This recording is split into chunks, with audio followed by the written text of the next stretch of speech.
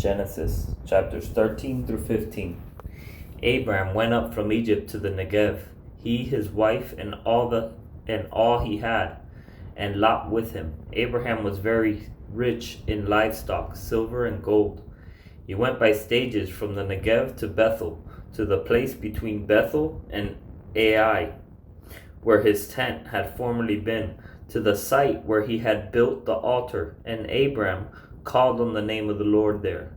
Now Lot, who was traveling with Abram, also had flocks, herds, and tents, but the land was unable to support them as long as they stayed together, for they had so many possessions that they could not stay together, and there was quarreling between the herdsmen of Abram's livestock and the herdsmen of Lot's livestock.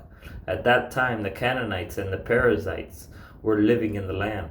So Abram said to Lot, "Please, let's not have quarreling between you and me, or between your herdsmen and my herdsmen, since we are relatives. Isn't the whole land before you? Separate from me. If you go to the left, I will go to the right.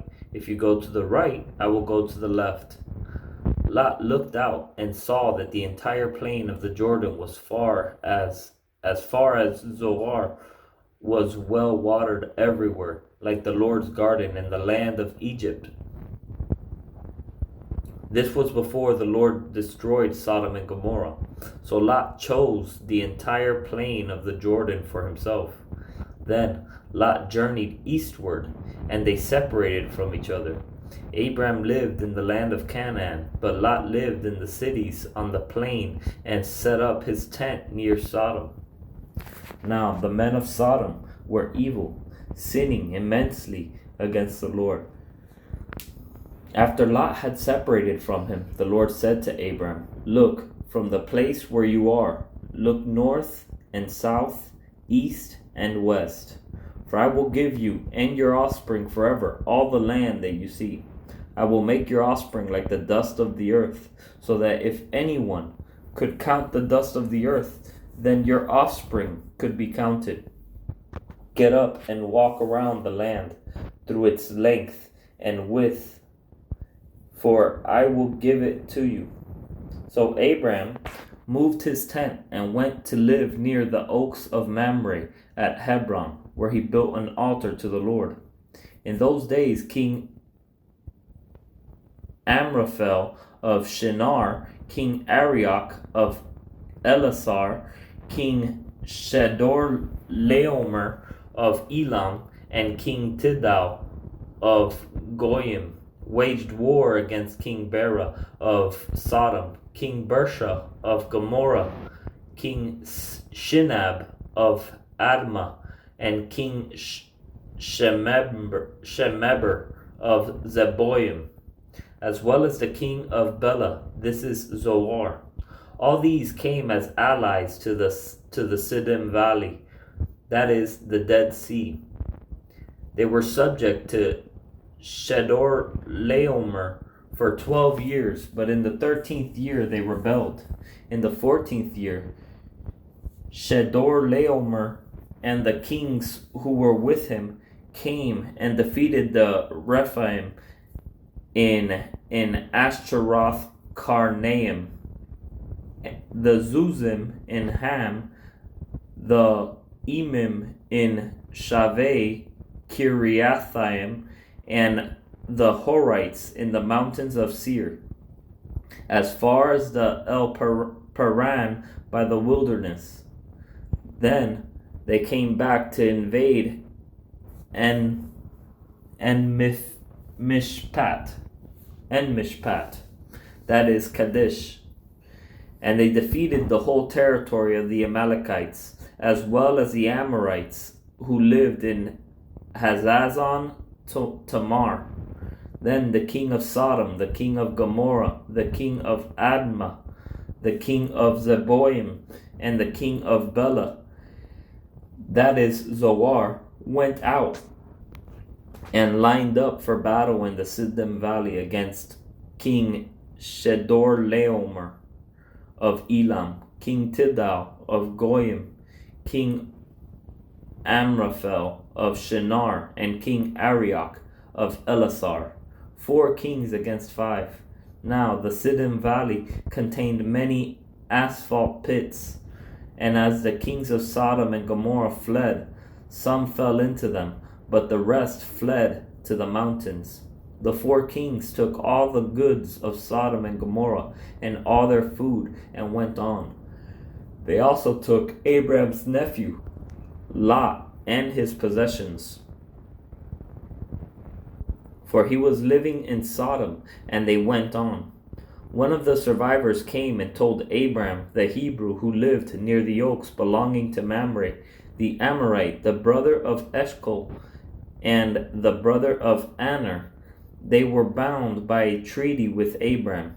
When Abram heard that his relative had been taken prisoner, he assembled his 318 trained men, born in his household, and they went in pursuit as far as Dan.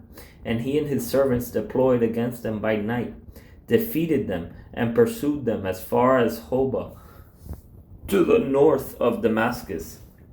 He brought back all the goods, and also his relative Lot and his goods, as well as the woman and the other people. After Abram returned from defeating Chedorlaomer and the kings who were with him, the king of Sodom went out to meet him in the Shaveh Valley, that is the King's Valley. Melchizedek, king of Salem, brought out bread and wine. He was a priest to God Most High. He blessed him and said, Abram is blessed by God Most High, creator of heaven and earth, and blessed be God Most High, who has handed over your enemies to you. And Abram gave him 1/10 of everything. Then the king of Sodom said to Abram, give me the people, but take the possessions for yourself. But Abram said to the king of Sodom, I have raised my hand in an oath to the Lord God Most High, creator of heaven and earth, that I will not take a thread or sandal strap or anything that belongs to you. So you can never say, I made Abram rich. I will take nothing except what the servants have eaten. But as for the share of the men who came with me, Aner, Ashkol, and Mamre, they can take their share. After these events, the word of the Lord came to Abram in a vision. Do not be afraid, Abram.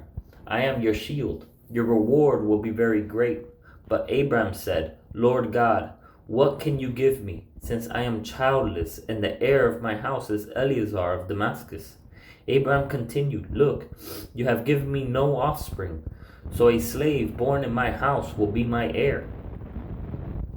Now the word of the Lord came to him. This one will not be your heir. Instead, one who comes from your own body will be your heir. He took him outside and said, look at the sky and count the stars, if you are able to count them, and count the stars if you are able to count them. Then he said to him, your offspring will be that numerous. Abram believed the Lord, and he credited to him as righteousness. He also said to him, I am the Lord who brought you from Ur of the Chaldeans to give you this land to possess. But he said, Lord God, how can I know that I will possess it? He said to him, bring me a 3-year-old cow, a 3-year-old female goat, a 3-year-old ram, a turtle dove, and a young pigeon. So he brought all these to him, cut them in half, and laid the pieces opposite each other. But he did not cut the birds in half. Birds of prey came down on the carcasses, but Abram drove them away. As the sun was setting, a deep sleep came over Abram, and suddenly great terror and darkness descended on him. Then the Lord said to Abram, know this for certain, your offspring will be resident aliens for 400 years in a land that does not belong to them, and will be enslaved and oppressed. However, I will judge the nation they serve, and afterward they will go out with many possessions. But you will go to your ancestors in peace and be buried at a good old age. In the 4th generation, they will return here. For the iniquity of the Amorites has not yet reached its full measure. When the sun had set and it was dark, a smoking firepot and a flaming torch appeared and passed between the divided animals.